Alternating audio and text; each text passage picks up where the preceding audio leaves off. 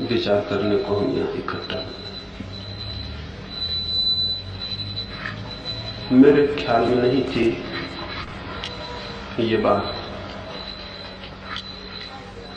कि जो मैं कह रहा हूं एक एक व्यक्ति से उसके प्रचार की भी कभी कोई जरूरत पड़े। इस संबंध सोचा भी नहीं था। मुझे जो आनंदपूर्ण प्रतीत होता है और लगता है कि किसी के काम आ सकेगा वो मैं लोगों से और मेरी जितनी सामर्थ्य और शक्ति है उतना कहता हूं। लेकिन जैसे जैसे मुझे ज्ञात हुआ और सैकड़ों लोगों के संपर्क में आने का मौका मिला तो मुझे ये दिखाई पड़ना शुरू हुआ कि मेरी सीमाएं हैं और मैं कितना ही चाहूं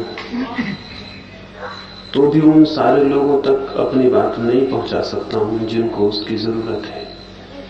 और जरूरत बहुत है और बहुत लोगों को। पूरा देश ही, पूरी पृथ्वी ही कुछ बातों के लिए अत्यंत गहरे रूप से प्यासी और पीड़ित है। पूरी पृथ्वी को छोड़ भी दें तो इस देश में भी एक आध्यात्मिक संकट की, एक स्पिरिचुअल क्राइसिस की स्थिति है। पुराने सारे मूल्य खंडित हो गए हैं। पुराने सारे मूल्यों का आदर और सम्मान विलीन हो गया है। नए किसी मूल्य की कोई स्थापना नहीं हो सकी। आदमी बिल्कुल ऐसे खड़ा है जैसे उसे पता ही ना हो वो कहां जाए और क्या करे। ऐसी स्थिति में स्वाभाविक है कि मनुष्य का मन बहुत अशांत, बहुत पीड़ित, बहुत दुखी हो जाए। एक एक आदमी के पास इतना दुख है कि काश हम उसे खोल कर देख सकें उसके हृदय को तो हम घबरा जाएंगे। जितने लोगों से मेरा संपर्क बढ़ा उतना ही मैं हैरान हुआ। आदमी जैसा ऊपर से दिखाई पड़ता है उससे ठीक उल्टा उसके भीतर है। उसकी मुस्कुराहटें झूठी हैं, उसकी खुशी झूठी है, उसके मनोरंजन झूठे हैं और उसके भीतर बहुत गहरा नर्क, बहुत अंधेरा, बहुत दुख और पीड़ा भरी है। इस पीड़ा को, इस दुख को मिटाने के रास्ते हैं। इससे मुक्त हुआ जा सकता है। आदमी का जीवन एक स्वर्ग की शांति का और संगीत का जीवन बन सकता है। और जब से मुझे ऐसा लगना शुरू हुआ तो ऐसा प्रतीत हुआ कि जो बात मनुष्य के जीवन को शांति की दिशा में ले जा सकती है, अगर उसे हम उन लोगों तक नहीं पहुंचा देते जिन्हें उसकी जरूरत है तो हम एक तरह के अपराधी हैं। हम भी जाने अनजाने कोई पाप कर रहे हैं।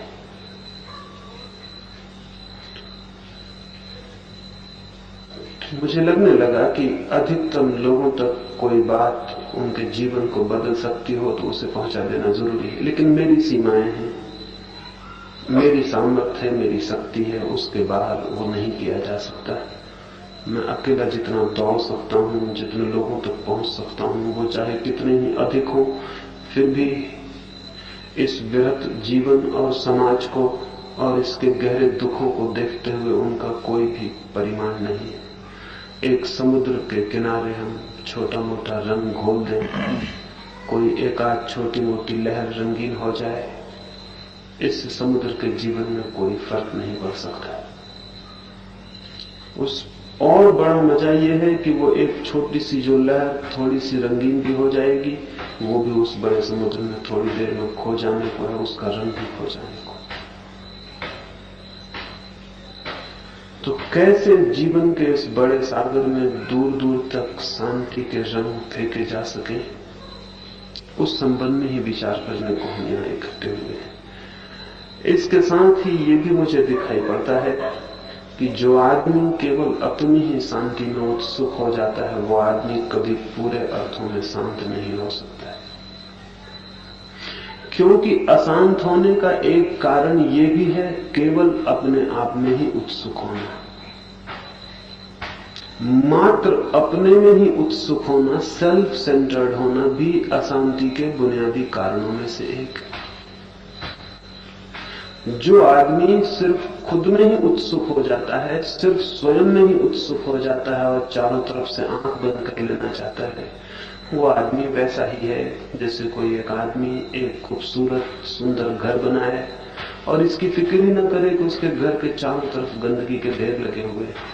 वो अपने घर में एक बगिया लगा ले और इसकी फिक्र ही न करे कि चारों तरफ दुर्गंध इकट्ठी हो गई। उसकी बगिया, उसके फूल, उसकी सुगंध बहुत काम नहीं आएंगे अगर चारों तरफ का सारा पड़ोस गंदा है। तो वो गंदगी उसके घर प्रवेश करेगी, उसके फूलों की सुगंध को भी डुबा देगी। मनुष्य को न केवल अपने में बल्कि अपने पड़ोस में भी उत्सुक होना जरूरी है। धार्मिक व्यक्ति मात्र अपने में ही उत्सुक नहीं होता बल्कि शेष सारे जीवन के प्रति भी आतुर होता है। ये भी मुझे प्रतीत होता है कि हम अपनी ही शांति के लिए उत्सुक हों ये पर्याप्त नहीं है। हमारे चारों तरफ जो जीवन है, जिससे हम अंतर संबंधित हैं, जिससे हम जुड़े हैं, उस जीवन में भी शांति की कोई हवाएं पहुंच सके, इसके लिए भी हमारी उत्सुकता जरूरी है। और जो व्यक्ति अपने चारों तरफ के जीवन को भी शांति की दिशा में ले जाने के लिए प्यासा हो जाएगा, वो पाएगा कि चाहे वो दूसरों को शांत कर पाया हो या न कर पाया हो, लेकिन दूसरों को शांत करने के महत्वपूर्ण प्रयास में वो स्वयं जरूर ही शांत हुआ।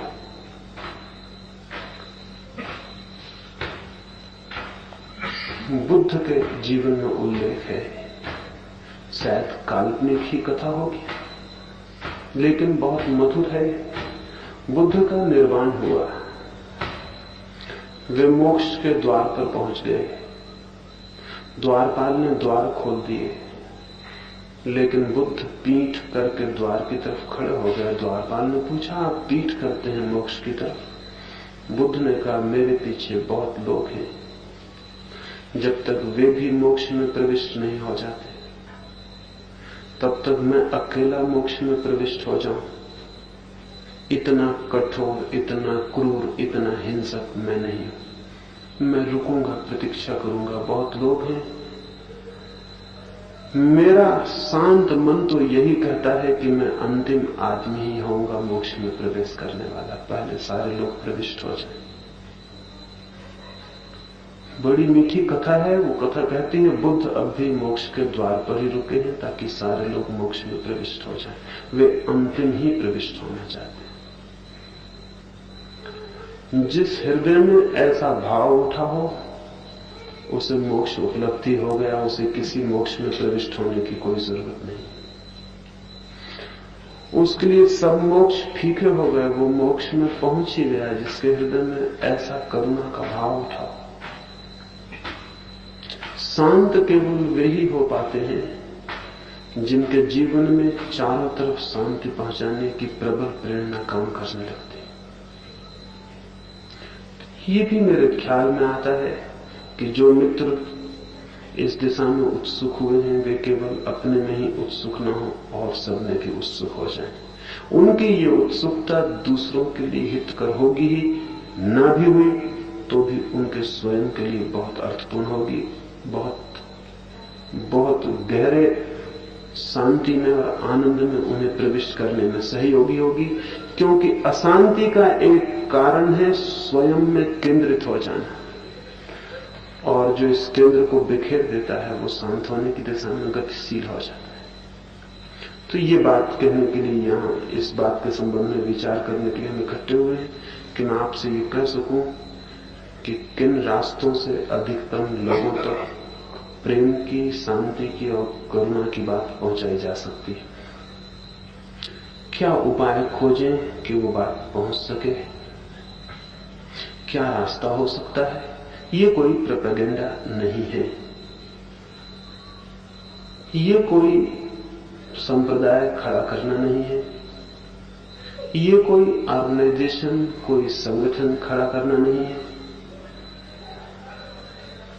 कोई ऐसा केंद्र खड़ा नहीं करना है जो शक्तिशाली हो जाए, बल्कि इस भांति सब तक कोई बात पहुंचा देनी है बिना संगठन के, बिना संप्रदाय के, बिना ऑर्गेनाइजेशन के, बिना किसी केंद्रित शक्ति को बनाए हुए, और इसलिए बहुत विचार करने की जरूरत है। अगर एक संप्रदाय बनाना हो तो बहुत विचार करने की जरूरत नहीं रह जाती। अगर एक संगठन खड़ा करना हो तो कोई बहुत विचार करने की जरूरत नहीं रह जाती। दुनिया में संगठन बनाने के नियम सबको पता है, संप्रदाय खड़े करने की तरकीबें सबको पता है। हजारों संप्रदाय खड़े हो चुके हैं। उन संप्रदायों में एक संप्रदाय खड़ा नहीं कर देना है, इसलिए बहुत विचार करने की जरूरत है कि संप्रदाय भी खड़ा ना हो, कोई संगठन भी खड़ा ना हो, और जो बात हमें प्रीतिकर लगे, आनंदपूर्ण लगे, उस बात को हम सब तक पहुंचा भी सके। प्रोपेगेंडिस्ट भी हम ना हो और प्रचार भी हम कर सके। इसलिए बहुत डेलिकेट, बहुत महीन और बहुत सूक्ष्मता से विचार करने की जरूरत है। खाई और कुएं के बीच चलने जैसा है। एक तो यह है कि हम कोई प्रचार ही ना करें क्योंकि खतरा है संप्रदाय ना बन जाए। इसका मतलब है कि हम बात ही ना पहुंचाएं किसी तक। दूसरा यह है कि हम बात पहुंचाएं तो संप्रदाय बना ले, वो भी खतरा है। बात तो पहुंचानी है सब तक, लेकिन संप्रदाय न बन पाए, ये ध्यान रखना अत्यंत जरूरी है। तो कैसे ये बात बिना प्रचार के प्रचार हो सके, बिना संप्रदाय के, बिना संगठन के अधिकतम लोगों तक जो जरूरी है, वो खबर, वो सूचना, वो संदेश उन तक पहुंचाया जा सके, इस संबंध में विचार करने को यहां आपको आमंत्रित किया है। मुझे कुछ जो बातें दिखाई पड़ती हैं वो इन आने वाली बैठकों में मैं आपसे धीरे धीरे कहूंगा, और आपसे भी आशा करूंगा कि आप सोचेंगे इस दिशा में। कुछ बातें प्राथमिक रूप से मैं आज आपसे कहूं जिन पर आप विचार कर सकें। पहली बात, जितना बड़ा संदेश है उतना बड़ा हमारे पास आज मित्रों का कोई समूह नहीं है। संगठन चाहिए भी नहीं, सिर्फ समूह चाहिए। और समूह और संगठन का फर्क ख्याल में होना चाहिए। समूह का मतलब होता है प्रत्येक व्यक्ति स्वतंत्र है, वहां अपनी आजादी से आया है और अपनी आजादी से अलग हो सकता है। समूह का मतलब है प्रत्येक व्यक्ति दूसरे व्यक्ति के बराबर है, कोई नीचा और ऊपर नहीं है, कोई पदाधिकारी नहीं है, कोई अनुयायी नहीं है, कोई नेता नहीं है। समूह का अर्थ है मित्रों का एक समूह बनाना है, एक संगठन नहीं, क्योंकि संगठन में फिर पदाधिकारी होते हैं, ऊपर नीचे आदमी होते हैं, और संगठन का अपना एक जाल होता है, एक हायरार्की होती है, नीचे से ऊपर तक सीढ़ियां और पद होते हैं, और फिर उनके साथ आई हुई पॉलिटिक्स होती है, राजनीति होती है। क्योंकि जहां पद है वहां राजनीति आनी अनिवार्य है। जो पदों पर होते हैं वो भयभीत हो जाते हैं कि उन्हें कोई पदों से अलग ना कर दे। जो पद पर नहीं होते वो उत्सुक होते हैं कि हम पद पर कैसे पहुंच जाएं। तो एक अपना उपद्रव है संगठन का। हमें एक मित्रों का समूह बनाना है, कोई संगठन नहीं बनाना है। समूह में प्रत्येक व्यक्ति बराबर है, समान मूल्य का है। कोई पदाधिकारी नहीं है, कोई आदृत नहीं है, कोई नीचा नहीं है, कोई ऊंचा नहीं है, और प्रत्येक व्यक्ति सिर्फ अपने प्रेम के कारण वहां आया है। प्रेम के अतिरिक्त उसके ऊपर न कोई आदेश है जिन्हें उसे मानना है, न कोई प्रतिज्ञाएं हैं जिन्हें उसे पूरी करना है, न कोई व्रत नियम है जिनके अंतर्गत उसे बंधना है। सिर्फ उसका प्रेम और उसकी व्यक्तिगत स्वतंत्रता से सम्मिलित हुआ है वो, और जिस क्षण चाहे उसी क्षण अलग हो जा सकता है। और जब वो सम्मिलित भी है तब भी वो किसी एक डागमा, किसी एक सिद्धांत से बंधा हुआ नहीं है। तब भी वो स्वतंत्र है भिन्न मत रखने को, अपना विचार रखने को, अपने विचार को मानने को, अपनी बुद्धि का अनुसरण करने को। वो किसी का अनुयायी होकर वहां नहीं है। तो मित्रों का एक समूह जीवन जागृति केंद्र बन सके, इस दिशा में सोचना है। निश्चित ही मित्रों के समूह बनाने के नियम अलग होते हैं, संगठन बनाने के नियम अलग होते हैं। मित्रों का समूह एक बिल्कुल ही जिसको हम कहें अराजक, अनार्किक संस्था होती है। संगठन एक सुव्यवस्थित, बंधा हुआ नियमों से, सिद्धांतों से, कानूनों से बंधा हुआ व्यवस्था होती है। मेरी कोई मर्जी कोई कानूनों में, बहुत नियमों में, सिद्धांतों में बांधने की नहीं है, क्योंकि उन्हीं सब के खिलाफ मैं लड़ रहा हूं। उन्हीं सब के तो संगठन सारी दुनिया में खड़े हुए हैं। हम एक और संगठन वैसा खड़ा कर दें, निश्चित ही संगठन में ज्यादा इफिशियंसी होती है, ज्यादा कुशलता होती है। उतनी समूह में कुशलता नहीं हो सकती, लेकिन कुशलता के मूल्य पर स्वतंत्रता खोना बहुत कीमती सौदा करना है। लोकतंत्र उतना कुशल नहीं होता जितनी तानाशाही होती है, लेकिन कुशलता को खोया जा सकता है, स्वतंत्रता को नहीं खोया जा सकता है। मित्रों के समूह का अर्थ है कि ये स्वतंत्र व्यक्तियों का मिलन है, उनकी स्वेच्छा से। इसमें यदि कोई छोटे मोटे कानून और व्यवस्थाएं होंगी तो वे भी व्यक्तियों से नीचे होंगी, उनके ऊपर नहीं हो सकती। वे काम चलाऊ होंगी, वे हमारा लक्ष्य नहीं हो सकती। हम उन्हें किसी भी क्षण तोड़ने के लिए हमेशा स्वतंत्र हैं। वे किसी भी क्षण हमें तोड़ने में समर्थ नहीं हो सकती। वे कानून भी होंगे तो वे हमारे लिए होंगे, हम कानून के लिए नहीं हो सकते। ये ध्यान में रख लेना जरूरी है। अब मित्र सोचते हैं कोई विधान हो, निश्चित ही कोई विधान होना चाहिए, लेकिन जैसे विधान होते हैं संगठनों के, वैसे नहीं। ये ध्यान में रखकर ही विधान होना चाहिए कि वो मित्रों के एक समूह का विधान है जो अत्यंत काम चलाऊ है, उसका उपयोग है, इसलिए उसको बना लिया है, लेकिन उससे बंधने का कोई हमारा आग्रह नहीं। उसे हम किसी भी क्षण फेंक सकते हैं और जला सकते हैं। और विधान चाहे कितना भी कीमती हो, उस विधान से हमारा एक एक मित्र ज्यादा कीमती है, ये ध्यान में होना जरूरी है। क्योंकि इन्हीं मित्रों के लिए वो विधान बनाया गया, उस विधान के लिए ये मित्र इकट्ठे नहीं किए गए। इसलिए एक एक व्यक्ति का मूल्य और एक एक व्यक्ति की गरिमा शेष रह सके, ऐसा एक समूह खड़ा करना। निश्चित ही जितने अधिक व्यक्ति होंगे उतनी भिन्न चित्त, उतने भिन्न विचार, उतने भिन्न उनके सोचने समझने के ढंग होंगे। जितना बड़ा समूह होगा मित्रों का, उतनी ही विभिन्नता स्वाभाविक है। इसलिए एक रूपता पैदा करने की बहुत चेष्टा हमें नहीं करनी चाहिए, अन्यथा फिर संगठन खड़ा होना शुरू हो जाता है। और एक रूपता की जितनी हम कोशिश करते हैं, उतना ही व्यक्तित्व, उसकी गरिमा, उसकी स्वतंत्रता सब नष्ट होनी शुरू हो जाती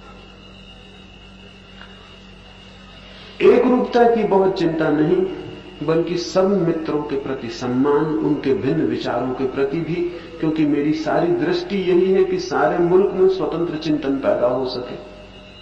तो स्वतंत्र चिंतन जो लोग पैदा करना चाहते हैं, अगर वे भीतर ही परतंत्र चिंतन से बन जाएंगे तो खतरा होगा। इसलिए मेरे प्रति भी इस मित्रों के समूह की कोई श्रद्धा नहीं होनी चाहिए, मेरे प्रति भी कोई श्रद्धा का भाव नहीं होना चाहिए। मेरे प्रति भी विचार का और विवेक का भाव होना चाहिए। मैं जो कहता हूं वो ठीक लगता हो, प्रीतिकर मालूम होता हो, उपयोगी मालूम होता हो, तो उसे लोगों तक पहुंचा देना है। मैं कहता हूं इसलिए पहुंचा देना है, ऐसी भूल में नहीं पड़ जाना चाहिए। व्यक्ति के केंद्र पर भी मित्रों का समूह निर्भर नहीं होना चाहिए कि एक व्यक्ति पूजा का केंद्र बन जाए, मैं या कोई भी दूसरा। न हमारी कोई पूजा है, न हम किसी के अनुयायी हैं, न हमारा कोई नेता है। हमें तो सामूहिक रूप से एक विचार, एक संदेश प्रीतिकर लगता है। ऐसा लगता है कि अधिकतम लोगों तक पहुंच जाए तो उनका मंगल होगा, इसलिए हम मित्र इकट्ठे हुए हैं और उसको पहुंचा देना चाहते हैं। तो पहली बात यह है कि संगठन के संबंध में थोड़ा विचार करेंगे। संगठन हमें नहीं बनाना है, एक मित्रों का समूह भर बनाना है। और इन दोनों के बीच जो बारीक भेद है वो समझने की कोशिश करेंगे। और हर एक मित्र का ये कर्तव्य होगा कि वो संगठन बनने से बचा सके संस्था को। ये मेरे अकेले के हाथ में नहीं है, मैं कह सकता हूं, लेकिन ये मेरे अकेले के हाथ में नहीं। और बहुत सजग हम न रहे तो ये खतरा है कि ये संगठन बन जाए। बहुत सजग रहने की जरूरत है और बहुत होश से प्रयोग करने की जरूरत है कि ये संगठन न बन जाए।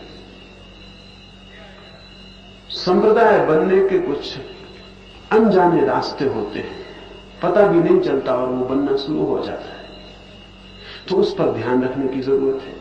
और पूर्व से हम सचेत रहे तो शायद हम वैसी व्यवस्था कर सकें कि वो न बन पाए। एक तो ये विकल्प है। दूसरा विकल्प ये है कि इस बात से अगर हम डर जाएं कि संगठन न बन जाए, संप्रदाय न बन जाए, इसलिए कुछ करना ही नहीं, तो दूसरा खतरा शुरू हो जाता है। फिर कुछ करना नहीं है तो जो बात पहुंचानी है उसे पहुंचाना असंभव है। तब फिर वो मेरे अकेले कंधों पर रह जाती है बात कि मैं जितना दौड़ सकूं उतना लोगों तक पहुंचा दूं। वो मैं करता रहूंगा, उससे कोई फर्क नहीं पड़ता है। लेकिन वही बात बहुत लोगों तक पहुंच सकती है। जितने अधिक मित्रों का सहयोग होगा उतने दूर तक पहुंच सकती है, उतनी सरलता से पहुंच सकती है। और आज इतनी सुविधाएं उपलब्ध की हैं विज्ञान ने, समाज की प्रगति ने, कि हम ना समझ होंगे कि उनका उपयोग न कर सके। हम गलती में होंगे अगर उनका उपयोग न कर सके। अब जैसे मैं यहां बोल रहा हूं, माइक हम ना लगाएं तो भी काम चलेगा। मैं बोलूंगा तो भी शायद आप तक बात पहुंचेगी, लेकिन शायद इतने ठीक से नहीं पहुंच पाएगी। अभी थोड़े हैं तो पहुंच भी जाए, ज्यादा भीड़ होगी तो नहीं पहुंच पाएगी। माइक का हम उपयोग कर रहे हैं तो वो दूर तक पहुंच रही है। आज तो इतने साधन उपलब्ध हुए हैं कि उन सबका उपयोग किया जाए तो एक व्यक्ति जीवन में उतना काम कर सकता है जितना बुद्ध या महावीर 25 जीवन में भी करना चाहते तो नहीं कर सकते थे। बुद्ध और महावीर की मजबूरी थी, जो उनके पास उपलब्ध थे साधन, उनका उपयोग करके जितना उन्होंने श्रम किया वो बहुत है। लेकिन अगर वैसा ही श्रम आज के जमाने में किसी से करवाया जाए तो निपट नासमझी होगी। आज तो बहुत साधन सुलभ हैं, उन सबका उपयोग हो सकता है और एक आदमी जीवन में इतना काम कर सकता है जिसके लिए अगर वो 400 साल जिए और बिना साधन के मेहनत करे तो भी नहीं कर पाएगा।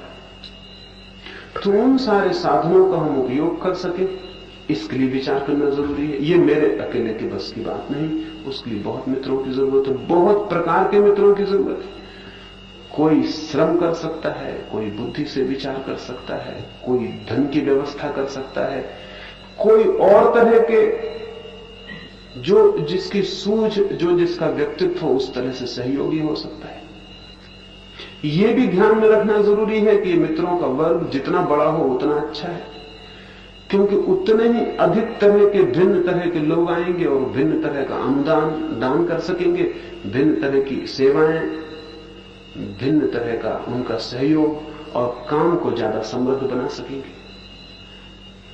अक्सर ये होता है कि मित्रों की सीमाएं तय हो जाती है। अपरिचित लोगों से एक भय होता है मन में, स्ट्रेंजर से थोड़ा भय होता है कि पता नहीं ये क्या गड़बड़ करेगा भीतर आने पर। तो आम तौर से ये हो जाता है कि 10-25 मित्र जब कहीं इकट्ठे हो जाते हैं तो वो एक घेरा बना लेते हैं, फिर नए लोगों को भीतर आने में उनको थोड़ा डर होने लगता है।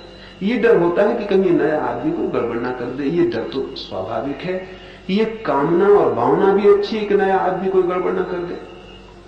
लेकिन एक नए आदमी से 25 पुराने आदमियों का डरना बड़ी कमजोरी की बात है। सोचना यह चाहिए कि एक नए आदमी को हम 25 बदलने की कोशिश करेंगे, एक नया आदमी हम 25 को बदल देगा।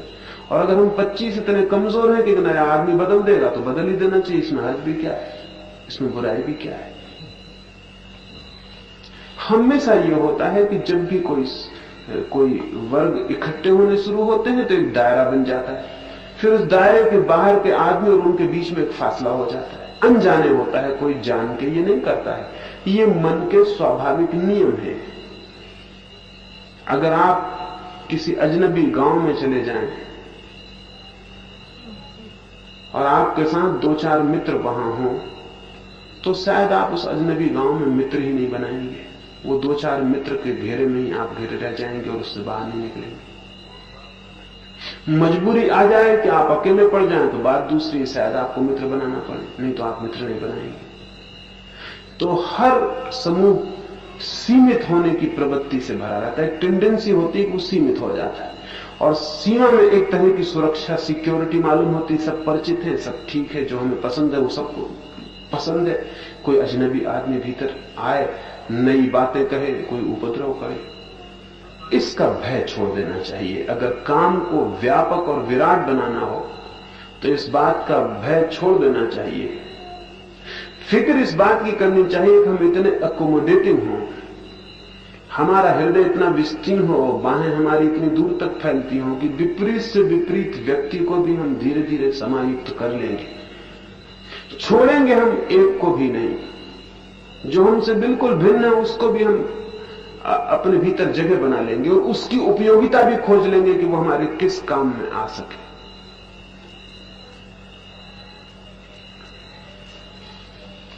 गांधी जी ने एक प्रयोग इस संबंध का पिछले इस मुल्क में एक बड़ा प्रयोग किया। हिंदुस्तान के कितने विरोधी और भिन्न लोगों को उन्होंने एक साथ इकट्ठा कर लिया।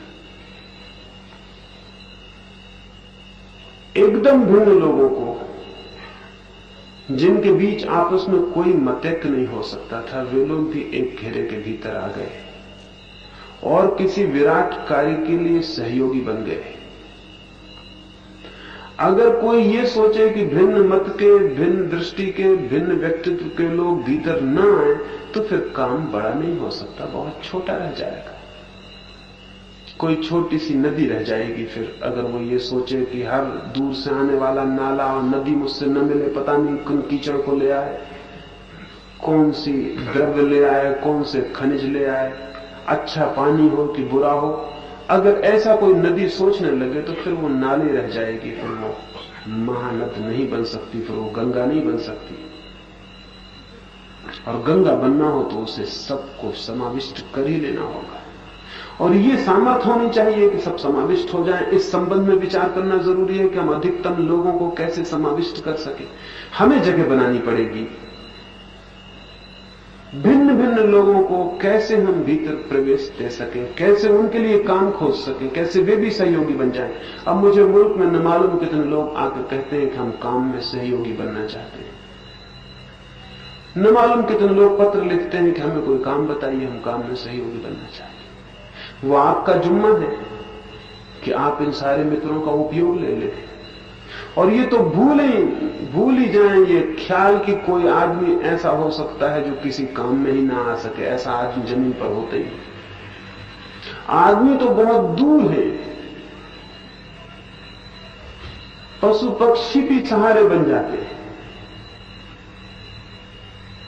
उनका सहारा भी काम बन सकता है। ऐसा तो कोई आदमी है ही नहीं जो किसी न किसी काम का ना हो। निकम्मा कोई भी आदमी पृथ्वी पर नहीं है बिना जिससे कुछ काम न लिया जा सके। तो कोई भी आदमी उत्सुक होता हो, हम उससे क्या काम ले सकते हैं, इसकी हम फिक्र करें। अगर हम इस बात की फिक्र करें कि वो आदमी ऐसा है, वो आदमी वैसा है, तो फिर बहुत मुश्किल है। फिर अगर हम जांच के आदमियों का निर्णय करने बैठेंगे, एक तो हम निर्णायक हो नहीं सकते किसी के, और अगर हम निर्णय करने बैठेंगे तो इसमें काम को कितना धक्का पहुंचेगा इसकी हम कल्पना नहीं कर सकते। गांधी जी के आश्रम में एक आदमी आता था और लोगों ने शिकायत की कि आदमी बहुत बुरा है, शराब पीता है, फला करता है, ढिका करता है। गांधी सुनते रहे। मित्र बहुत परेशान हो गए कि ये गांधी उसको मना नहीं करते हैं, उसको निकट लेते चले जा रहे हैं, और वह आदमी धीरे धीरे अकड़ के आश्रम में प्रविष्ट होता है। उसका भय भी विलीन हो गया। एक दिन आखिर लोगों ने आके कहा, गांधी के बहुत निकट के लोगों ने, कि बहुत हद हो गई ये बात। आज हमने उस आदमी को शराब खाने में अपनी आंखों से बैठे देखा है, और आपके खादी के कपड़े पहने हुए वो वहां शराब पिए, बहुत बदनामी की बात। ऐसे आदमी को आश्रम में आना बहुत बुरा है, इससे आश्रम बदनाम होगा। गांधी ने कहा, हमने आश्रम खोला किसके लिए? अच्छे लोगों के लिए। तो बुरे लोग कहां जाएंगे? और जो अच्छे ही हैं उनके लिए आश्रम में आने की जरूरत क्या है? मैं हूं किस लिए यहां, किन के लिए हूं? और फिर दूसरी बात यह कि तुम कहते हो वो खादी पहने वहां बैठा हुआ है, इसलिए लोग क्या सोचेंगे? अगर मैं उसे वहां देखता तो अपने हृदय से लगा लेता, क्योंकि मेरे मन में पहला ख्याल यही उठता कि आश्चर्य की बात है, दिखता है मेरी बात लोगों तक पहुंचने लगी। जो आदमी शराब पीता है वो भी खादी पहनना शुरू कर दिया। तुम ये देख रहे हो कि जो खादी पहने हुए वो शराब पी रहा है, मैं देखता है कि जो शराब पी रहा है उसने भी खादी पहननी शुरू कर दी। तो बहुत देर नहीं है कि ये आदमी शराब भी छोड़ दे। इसमें फर्क होना शुरू हो गया। इसने हिम्मत तो की है, खादी तो पहनी, इसके मन में प्रेम का तो जन्म हो गया, बदलाहट की शुरुआत हो गई। अब ये आदमी दोनों तरह से देखा जा सकता है। ऐसे भी देखा जा सकता है कि खादी पहन के शराब पी रहा है, तब मन होगा कि आश्रम से निकाल के इसको बाहर करो। और ऐसा भी देखा जा सकता है कि शराब पीने वाला खादी पहने हुए, तब ऐसा होगा आश्रम में इसका स्वागत करो। अगर इस आश्रम को बड़ा बनना है और बृहत जन तक पहुंचना है तो फिर दूसरी तरह से ही देखना होगा, पहली तरह से नहीं देखना होगा।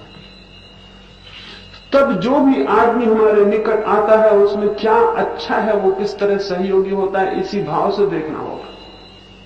और मैं आपसे ये भी कह दूं कि जिस आदमी को हम अच्छे भाव से देखना शुरू कर देते हैं, हम उस आदमी को अच्छे होने की तरफ इतना बल देते हैं जिसकी कोई कीमत, कोई हिसाब नहीं लगाया जा सकता। अगर 20 अच्छे आदमी एक बुरे आदमी को अच्छे मानने की तरफ ध्यान देना शुरू करते हैं, उस आदमी का बुरा होना कठिन और मुश्किल हो जाता है। लेकिन जब सारी दुनिया किसी आदमी को बुरा कहने लगती तो बुरे होने को उससे सुविधा हो जाती। एक आदमी चोर हो और अगर एक आदमी विश्वास कर ले उस पर कि वो चोर नहीं है, उसकी चोरी करने की क्षमता छीन हो जाती, क्योंकि ऐसा कोई भी आदमी नहीं है जो किसी हृदय के अच्छे भाव का आदर न करता हो। अगर एक चोर हमारे बीच आ जाए और हम इतने सारे लोग ये विश्वास कर लें कि वो भला आदमी है, वो आदमी यहां चोरी नहीं कर सकता है, ये कानून के विपरीत ही है, ये असंभव है। क्योंकि इतने लोगों ने जो उसे आदर दिया है, इसे ठुकराने के लायक कोई ऐसी चीज नहीं हो सकती जो इससे ज्यादा मूल्यवान हो जिसको चुरा लिया जाए। एक एक आदमी के मन में अच्छे होने का भाव है, लेकिन उसे कोई अच्छा माने तब। और जब कोई उसे अच्छा मानने को मिल जाता है तो उसके भीतर क्या जग जाता है इसका कोई ख्याल नहीं। एक अमेरिकी अभिनेत्री ग्रेटा गार्बो का नाम आपने सुना। वो यूरोप के एक छोटे से देश में एक गरीब घर में पैदा हुई और एक बाल बनाने के सैलून में दाढ़ी पर साबुन लगाने का काम करती रही जब तक 19 वर्ष की थी। 2 पैसे में दाढ़ी पर साबुन लगाने का काम नाई की दुकान में करती रही। एक अमेरिकी यात्री ने, वो उसकी दाढ़ी पर साबुन लगा रही थी और आईने में उसका चेहरा देखा और कहा कि बहुत सुंदर, बहुत सुंदर है। ग्रेटा ने उससे कहा, क्या कहते हैं आप? मुझे आज 6 वर्ष हो गए लोगों की दाढ़ी पर साबुन लगाते, किसी ने मुझसे कभी नहीं कहा कि मैं सुंदर हूं। आप कहते क्या मैं सुंदर हूं? उस अमेरिकन का बहुत सुंदर, मैंने बहुत कम इतनी सुंदर स्त्रियां देखी।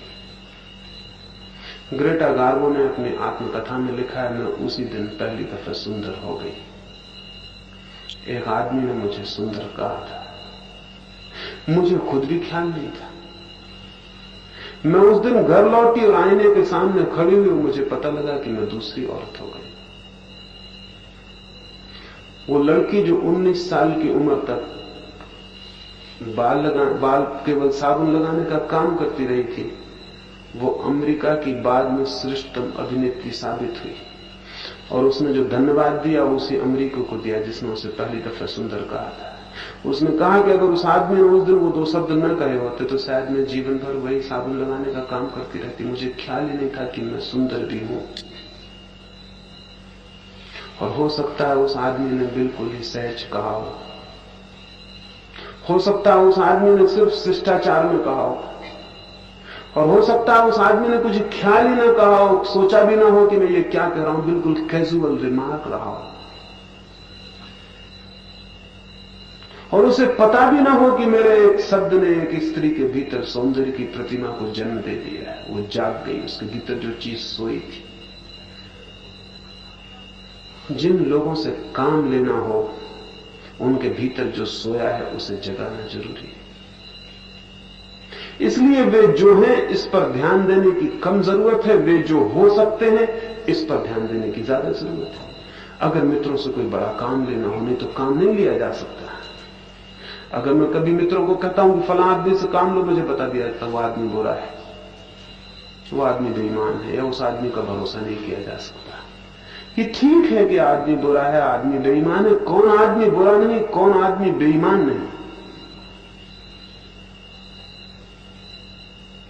लेकिन वो आदमी क्या हो सकता है, सवाल ये है वो क्या है, ये सवाल ही नहीं। हमें उसके भीतर उसको पुकार लेना है जो वो हो सकता है। अगर उससे कोई बड़ा काम लेना हो, गांधी जी के आश्रम में कृपलानी भोजन बनाते रहे, रसोइया का काम करते रहे। एक अमेरिकी पत्रकार आश्रम में ठहरा हुआ था, उसने पूछा कि ये आदमी जेबी कृपलानी मालूम होता है जो खाना बनाता है आपका?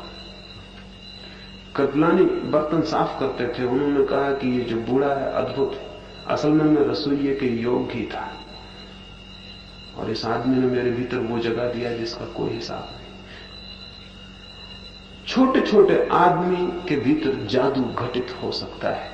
एक दफा हम उसे पुकारें और उसकी आत्मा में जो सोया है उसे निकट लाएं, उस पर विश्वास करें, उसके भीतर जो सोया है उसको आवाज दें, उसको चुनौती खड़ी करें, उसके भीतर बहुत कुछ निकल सकता है। और एक बड़े से बड़े आदमी को हम निराश कर सकते हैं। एक श्रेष्ठतम व्यक्ति को हम कह सकते हैं कि तुम कुछ भी नहीं हो, और अगर 10-5 दफा सब तरफ से उसे यही सुनाई पड़े कि वो कुछ भी नहीं है, तो निश्चित मानना वो कुछ भी नहीं हो जाए। एक बड़े पैमाने पर अगर मुल्क में कोई एक आध्यात्मिक क्रांति करनी हो, और वो करनी जरूरी है और होनी चाहिए, और अगर हम उसके लिए सिर्फ रास्ता भी साफ कर सकें तो कोई आगे कर लेगा। इससे क्या फर्क पड़ता है कि हम ही उसको करें, वो हमसे ही हो जाए ये भी सवाल नहीं है। लेकिन अगर हम रास्ता भी साफ कर दें जिस पर पीछे कोई क्रांति गुजर जाएगी तो भी काफी है, बात हो गई। तो उसको करनी होगा तो बहुत व्यापक समूह बनाना जरूरी है। संगठन कभी बहुत व्यापक नहीं हो सकता, मित्रों का समूह बहुत व्यापक हो सकता है, क्योंकि उसमें विभिन्नता के लिए स्वीकृति है, उसमें जोर जबरदस्ती नहीं है बांधने की किसी को, उसमें सबके लिए मुक्ति है, सब कोई बंधा हुआ नहीं। और जहां भी ऐसा मालूम होने लगता है कि हम बंधे हैं, तो वहीं श्रेष्ठ आदमी को कठिनाई शुरू हो जाती। कोई श्रेष्ठ चेतना बंधना नहीं चाहती, छोटे लोग ही सिर्फ बंधना चाहते हैं। जिनके भीतर एकदम क्षुद्र ही क्षुद्र है वे ही बंधने में रस लेते हैं, नहीं तो कोई बंधना नहीं चाहता। इसलिए इतना खुला रखना है कि भीतर कोई आए तो उसे ऐसा लगे नहीं कि वो कहीं आया कहीं बंध गया, वो मुक्त अनुभव करे। वो भीतर आए या बाहर जाए उसे फर्क न मालूम पड़े कि कोई भेद पड़ गया है। ऐसी ये समूह बन सके, ये मित्रों का एक दल बन सके, व्यापक बन सके। क्योंकि क्रांति कितनी बड़ी है ये प्रथम रूप से जो लोग उस क्रांति के लिए इकट्ठे होते हैं उनको पता ही नहीं होता। लेनिन के साथियों को कोई पता नहीं था कि 1917 में जो हुआ वो सारी दुनिया में इतना अनूठा काम बने। वोल्टेयर या उसके मित्रों को भी पता नहीं था कि फ्रेंच क्रांति क्या ले आएगी। गांधी और उनके मित्रों को भी कोई पता नहीं था कि क्या होगा क्या नहीं होगा। क्राइस्ट को तो बिल्कुल ही पता नहीं हो सकता था कि जो बात शुरू हो रही है, 8 मित्र थे केवल क्राइस्ट के, और वे भी बहुत बेपढ़े लिखे लोग, गंवार लोग थे। कोई बढ़ई था, कोई चमार था, कोई मछुआ था, कोई पढ़े लिखे लोग नहीं थे। क्राइस्ट को तो कल्पना भी नहीं हो सकती थी कि इतनी बड़ी क्रांति फैलेगी कि एक दिन आधी पृथ्वी क्राइस्ट के संदेश के प्रति आदरपूर्ण हो जाए। इसी कल्पना भी नहीं हो सकती थी। कौन से बीज कितने बड़े वृक्ष बन जाएंगे इसकी कोई कल्पना प्राथमिक रूप से बोने वालों को कभी नहीं होती। अगर उन्हें होती तो शायद काम कितना सुंदर हो जाता है इसका कभी हम ख्याल भी नहीं कर सकते। जैसा जैसा मैं मुल्क के अधिकतम लोगों से मिला हूं, ये एहसास होना शुरू हुआ है कि ये तो बहुत बड़ा वट वृक्ष बन सकता है। इस वृक्ष के नीचे हजारों लोगों को छाया मिल सकती। ये तो इतना बड़ा झरना बन सकता है कि लाखों लोग उससे अपनी प्यास बुझा लें। लेकिन आज कोई ख्याल नहीं हो सकता उन मित्रों को जो प्राथमिक रूप से इकट्ठे हुए।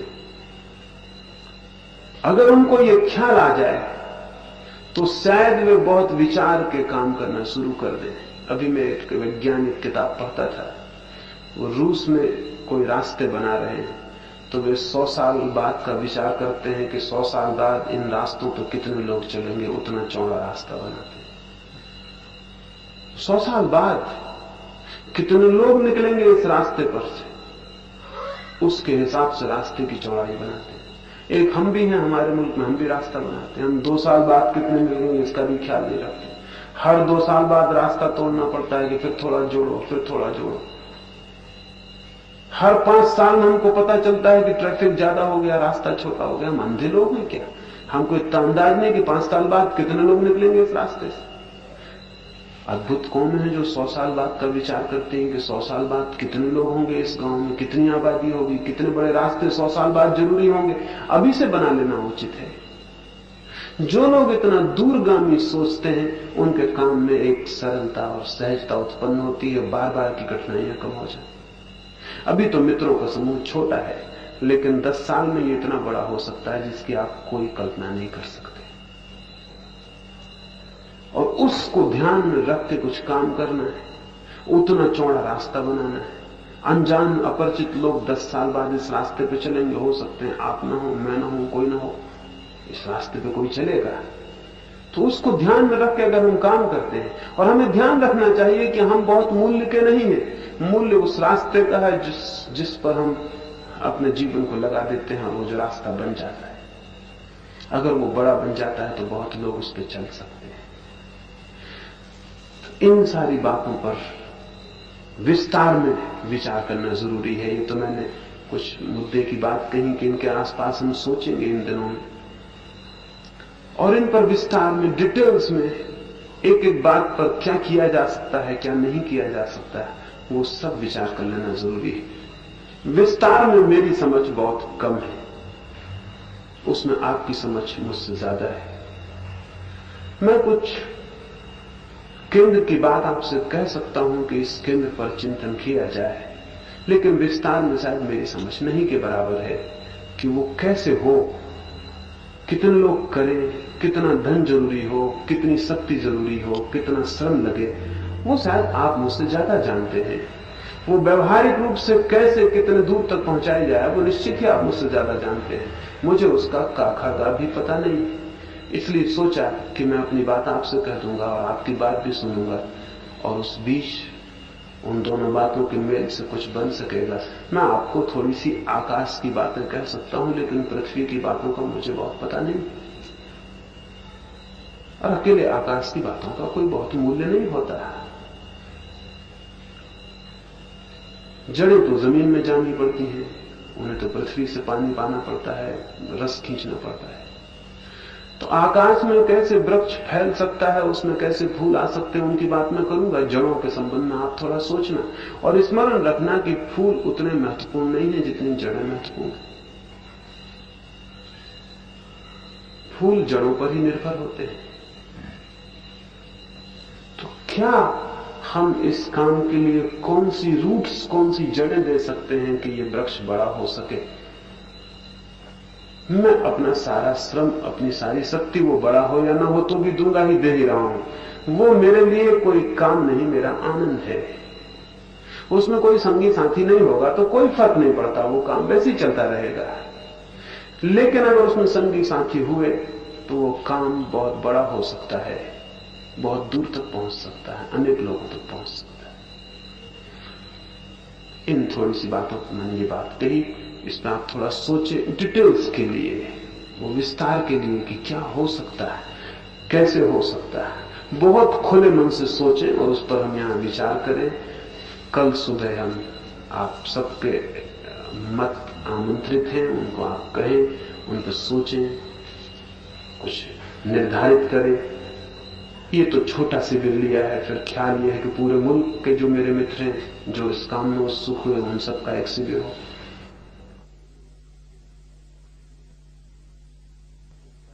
अभी तो प्रयोग के लिए, ताकि थोड़े से लोग ज्यादा आसानी से सोच सकेंगे। ज्यादा लोग होंगे तो शायद कठिनाई पड़ेगी। तो हम सोचे फिर एक बड़ा शिविर हो जिसमें पूरे मुल्क से मित्र इकट्ठे हो जाएं। उनका आपस में भी मिलना जरूरी है, उनके एक दूसरे से पहचान होने की जरूरी है। वे अपने अपनी जगह पर काम कर रहे हैं, उनके काम के लिए आपके सहयोग और सद्भावनाएं जरूरी है।